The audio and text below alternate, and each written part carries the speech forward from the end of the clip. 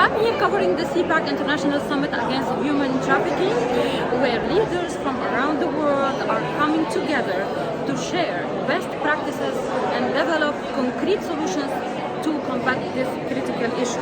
Stay tuned for updates and watch my interviews for discussions on the fight against human trafficking. Mercedes Schlapp, given your role as a senior fellow at CPAC, how do you evaluate the effectiveness of the Trump administration border policies in combating human trafficking? Look, I think we've seen under Joe Biden and Kamala Harris a failed border policy. I mean, you have allowed, the administration has allowed for human traffickers, for drug cartels to continue to pour into this country. They have over 85,000 children who are missing. Many of them are victims of sex trafficking. It is a complete tragedy. This should be a bipartisan issue where we find solutions, that we find these children, and we literally stop these human traffickers from going after innocent children. How can media coverage better support anti-trafficking? Look, I think human trafficking and sex trafficking, especially of children, it's very difficult. It's a difficult topic, and so you don't want to, there's a lot that people don't want to cover, but this is an issue that goes beyond politics. It's about humanity. It's about the children. It's about these families. And when you have the fact that human traffickers are profiting over children that are being sexually exploited, that are being used, where the largest numbers of consumers are here in the United States and where big tech hasn't done anything to stop it, is, I think, a complete outrage. What are the achievements that you did at the CPAC at anti-trafficking, human trafficking? So the center is working with both the federal level and state level to basically not only provide resources for victims, but also push forward legislation that would provide relief to the trafficking survivors and also hold big tech accountable so that they can make sure that that any type of this kind of sexually explicit material of children is stopped. And so we're working very hard, not only here in the United States, but also partnering internationally to bring solutions and share ideas with our Mexican counterparts, with our Colombian counterparts. And as you know, CPAC is across the globe, so this is a great platform to do that. Mercedes, finally, what strategies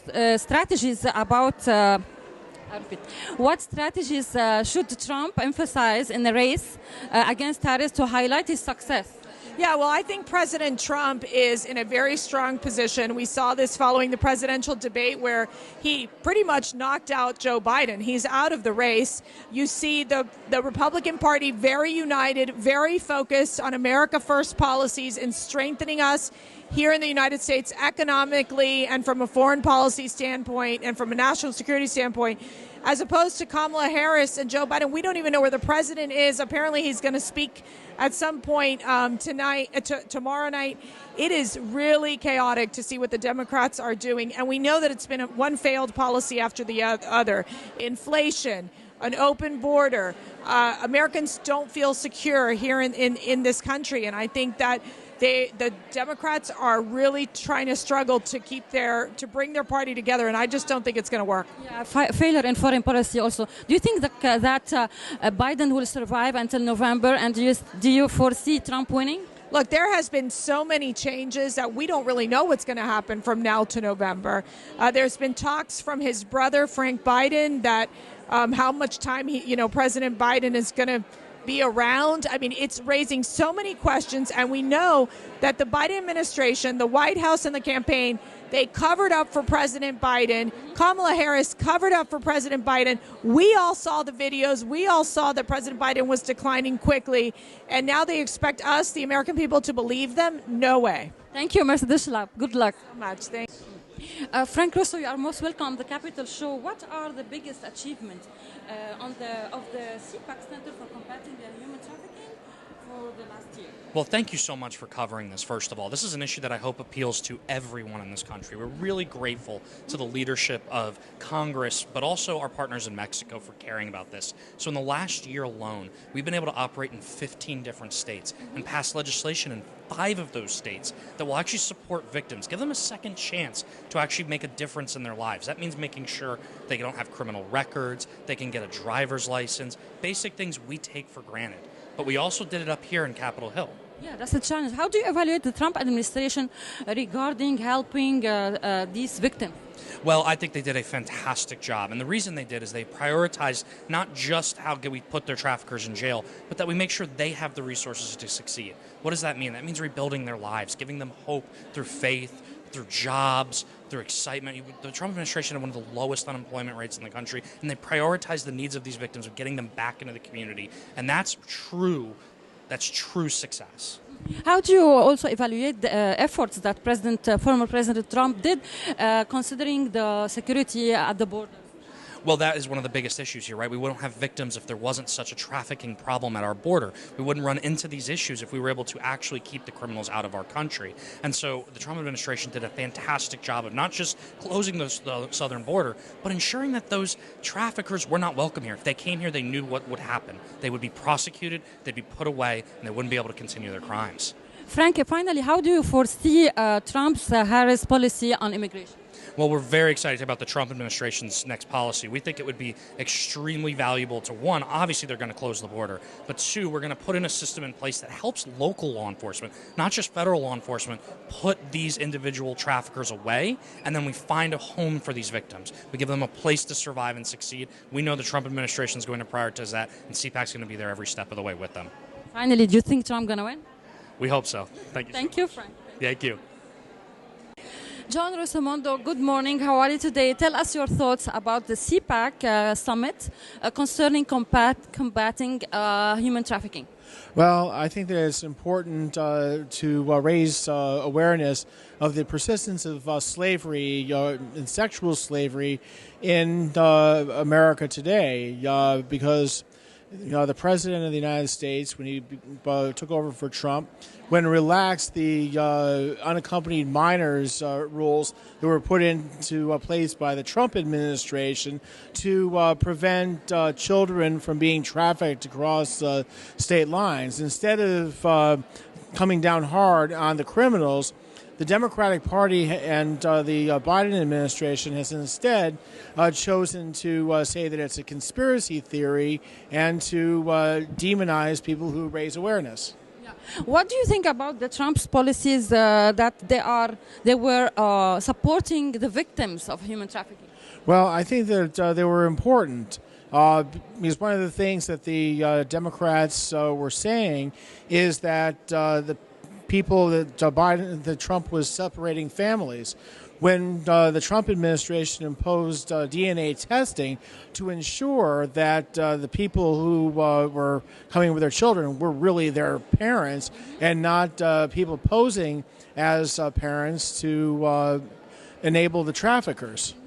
So what lesson can be learned from Trump administration concerning the border, securing the border? Well, I think that the Trump administration's effort to build a wall and to increase enforcement, it was a good step. And also, I think that we need to do more to clamp down on the causes of trafficking south of the border, including destabilized, corrupt governments, and working to promote leadership in Latin America that respects its people and wants to deliver prosperity from them. If you have a prosperous Latin America, then people will not be desperate in trying to come to the U.S. for opportunities that aren't here. John, finally, a quick review about Trump-Harris presidential race. Well, I would say that Kamala Harris is being set up by the Democrats as a woman who is the children of minorities, and they're going to try to paint Trump as a racist, that he's too old, and so forth. But if we look at things that Kamala has said, like we're in an alliance with the Republic of North Korea, she's an intellectual lightweight, and I think that her comments will come back to haunt her if the Trump people focus on them and show that she's basically Joe Biden with a kind of without the dementia. Where is Joe Biden? We didn't hear from him since we know that he's sick. Is he? What do you know about this? Well, the rumor is that Joe Biden is in a hospice, and people are saying that he might not survive. But who knows at this point? has the smell of a coup, and if this were like the Soviet Union and the president was suddenly pushed out and replaced by somebody else, but by the party, people would be talking about a coup. But Yeah. Let's see. Let's wait and see. Thank you, John. thank you. On Capitol Hill and is the lead sponsor of the Trafficking Survivors Relief Act of 2022. They're working hard to get that passed here. Congressman Burgess Owens, a great friend of CPAC's. Come on over, Congressman. We're so honored to have you here.